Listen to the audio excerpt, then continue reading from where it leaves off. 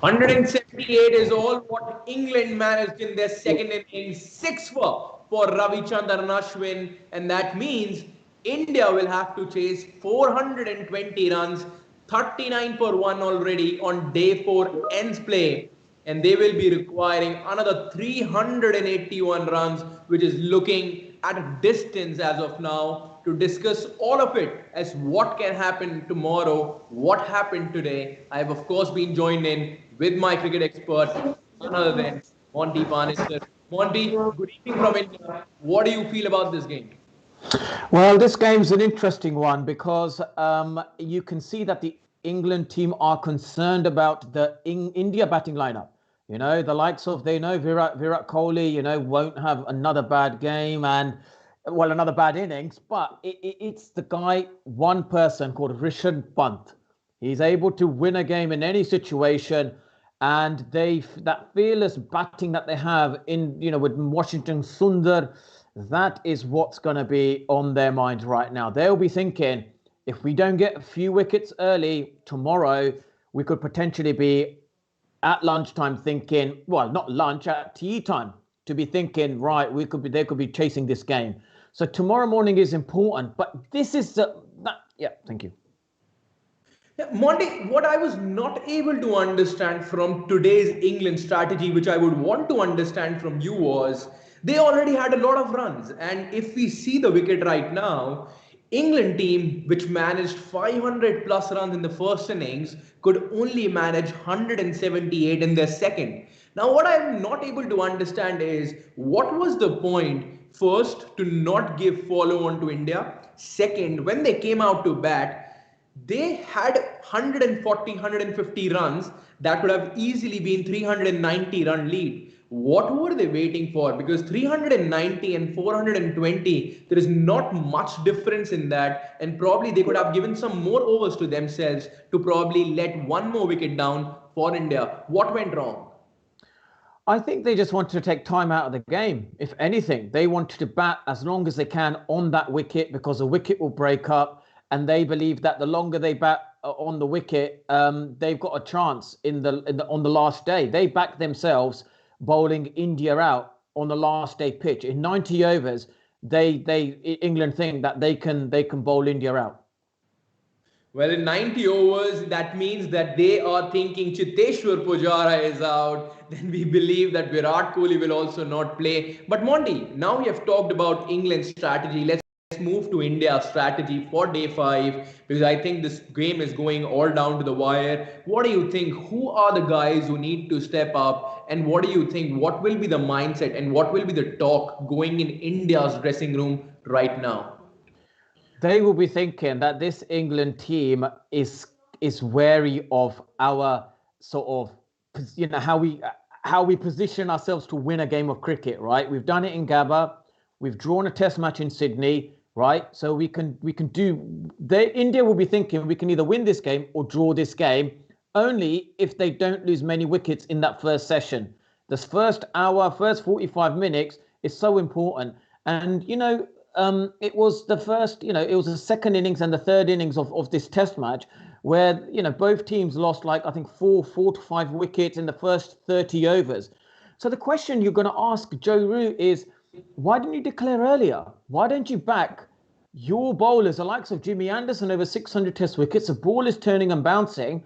If you've got 2 or 3 wickets right now, let's say the score was 60 for 3, for example, England are in a position to win this game. Now, tomorrow, what's happened? It's England, there's 3 outcomes, obviously. But if England declared earlier, there would have already been, 2 outcomes with the likes of England winning or India drawing. Monty, and it wouldn't be wrong to say that if India is able to draw this test match, then it's equal to a loss for England, because they seems to be in a very, very good position in this test match. And as you rightly mentioned, if they would have declared a little early, then they would have given themselves a chance that probably India would have been 45 for 3, 60 for 4. But as of now, Chiteshwar Pujara is still there, Shubman Gill is still there, and in all sorts of trouble, because tomorrow when these guys will come out to bat, they know that they have done something really special in Australia a few time back, where Hanuma Vihari, Chiteshwar Pujara, Rishabh Pant, all played the innings of a lifetime, so they know what needs to be done on day 5 in Indian condition. Do you think that England has done all wrong to themselves for letting India play only those last 10 overs? Well, I think that's the back of their mind. They know that India, can have won some incredible games, drawn some incredible games. Firstly, they said, let's put ourselves in a position where we don't lose a game. So let's get to 400 plus, where we're not going to lose a game. That's more important. It's the first test match of the series. And then, it's going to be such an impossible task for India to win this. It'll be the highest run chase ever, right, on Indian soil. I remember the last time was 2008 when Sachin Tendulkar and Yuvraj Singh, hit me for 6s and 4s, and I couldn't win the game for England. But I think that's the thing. So I think England are just positioning themselves not to lose the game. I think that's what it is. And if early, they'll think, right, we can pounce on the win, but they cannot afford to lose the game. And I think that's the approach they've gone with. But the funny thing is, if tomorrow England bowl England bowled India out with 20 overs to go, everyone's going to think, what a great declaration. Joe Root was magnificent and everything like that.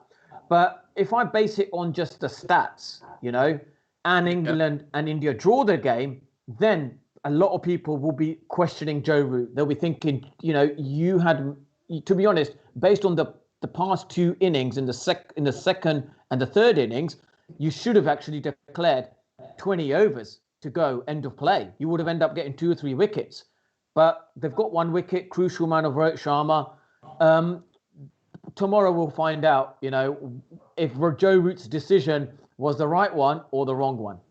Absolutely, Monty. Monty, there are a lot of tweets which are coming up, and I wouldn't want to go on that segment. There are 3 tweets that I can see on my screen right now. But the best one I will ask you, that is coming from Adil, and he is specifically talking about Rohit Sharma's approach in Test cricket. What seems to be going wrong for Rohit Sharma? Because there seems to be a time when Rohit Sharma comes out to bat, when he's playing the white ball, he opens there as well. But whenever he faces the new ball, the red cherry, it becomes very difficult for him to face it. And then he's not able to be as consistent as he is in the limited over circuit. What is going wrong for somebody who is so successful in white ball cricket? I think Rohit Sharma likes to play the tempo of one-day international.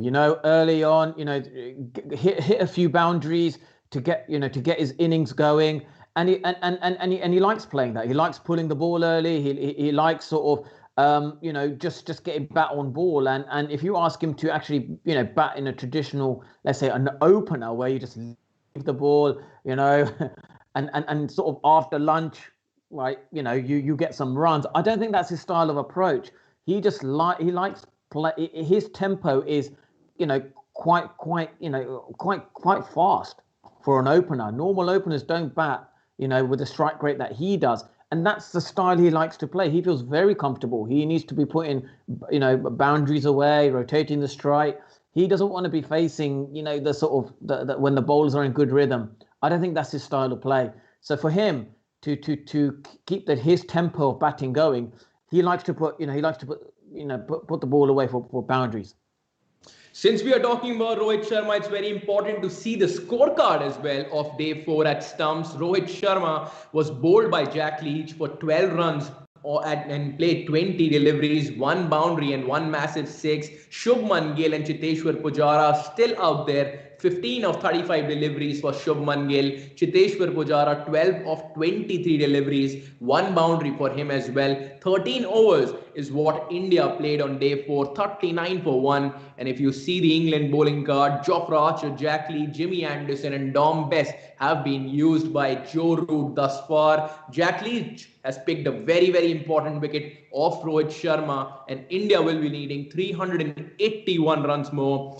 Final question to you, Monty. A very, very big day is awaiting us. What do we expect? Will England will be going 1 up? Can we see something historic, or will it be a draw in nature?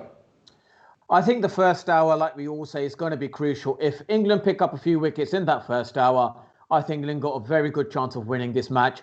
If India, let's say by lunch, have only lost 1 wicket, which is probably the perfect session for India, gosh, then we could be possibly looking at an Indian win. But that's, that we've seen West Indies do it against Bangladesh, and this is a turning pitch. This is like, the top 5 pitches for a spinner to bowl on. You expect the spinners to actually win this game for you. So if India win tomorrow, which is, I think, quite an impossible task, I would, as an England fan, I'll be very disappointed. Well, as an England fan, Monty Panesar would be very disappointed. But let me tell you, all the Indians would be happy because the cricket expert believes that there is still a chance for India to come back into this game and win it.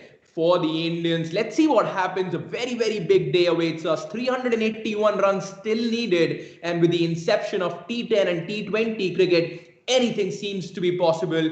It will be very interesting to discuss the final day with Monty Panesar tomorrow. So do join us as we will be heading back here. Monty, thank you so much for joining us. It's a goodbye from Monty channel and of course, SportsTiger. Thank you.